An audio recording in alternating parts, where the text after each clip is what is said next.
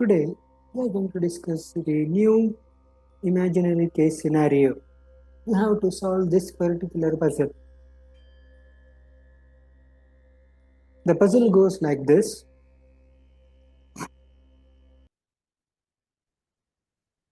In this particular, you have to identify the parinama in this particular given case scenario. The case history goes like this.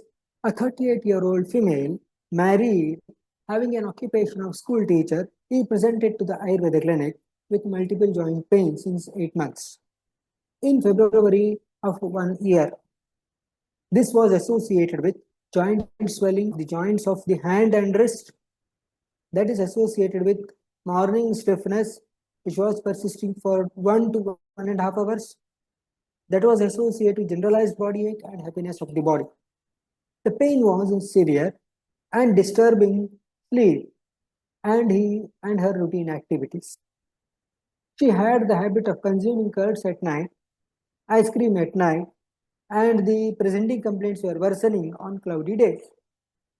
What is the parinama in this particular case scenario? When you think about the parinama,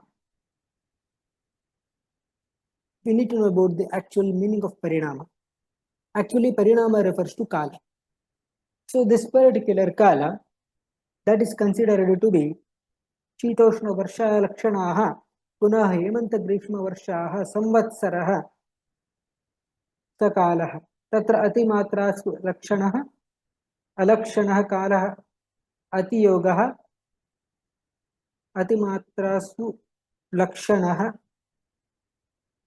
हीनस्वलक्षणः that is काल अयोगः यथा स्वलक्षण विपरीतः that is काल मिथ्यातियोगः. So whenever if you think about the atimatra swalakshana, that is indicative of atimatra or atiyoga of a kala, less amount of the exposure related to particular kala, that is ayoga. If that is improper exposure to kala, that is mithya yoga. So here this can be further subdivided into ayana, ritu, masa, paksha, dina, and in terms of disease progression and age of the individual.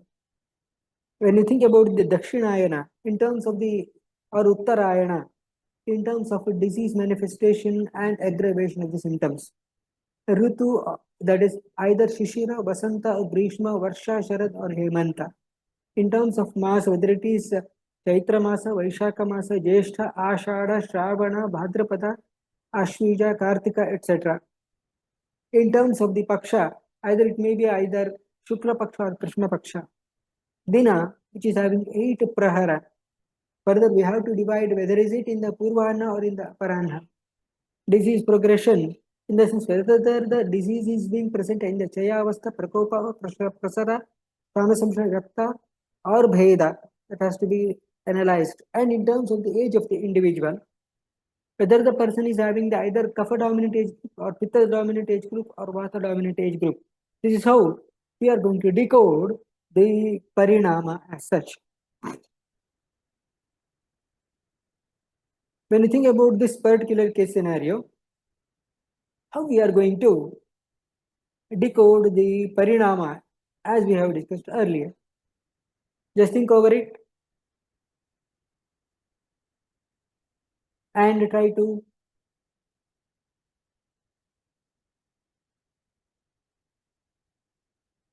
after looking into the parameters of parinama, we are going to come to a conclusion, that is, in terms of ayana, the patient developed the clinical manifestations in around February month of a particular year. So that is indicative of early Atana Kala. So that means we have to plan the line of treatment if the lady is visiting at that particular time period. And as far as the manifestation of the disease in terms of the Ritu is concerned, in the month of February, etc., we are going to identify there may be a possibility of a Shishira Ritu. And in terms of Masa, that may be either Magha or Falguna Masa. As far as the clinical manifestation is concerned, The lady was having the manifestation in the early morning time, or what we can say, Purvana, in terms of the Ahoratra. Whereas the disease progression is concerned, the lady is having the joint swelling in both the metacarbopharyngeal joint and interpharyngeal joint, the two proximal interpharyngeal joint. So that is indicative of the lady is having the Kana Samshaya or Vyakta stage. As far as age of the individual is concerned, the lady is a 38-year-old female, which is coming under the age group between 30 to 60. That is Madhyama Vayas, where there will Pitta dominant age group is being present. Now, what is the significance of it? So, as far as age is concerned, Pitta dominant age group, if the Rogi Bala is more, then we can plan Panchakarma line of treatment. And if the person is having the Thana Samshaya stage, the shorter time period may be necessary for the complete remission of the symptoms.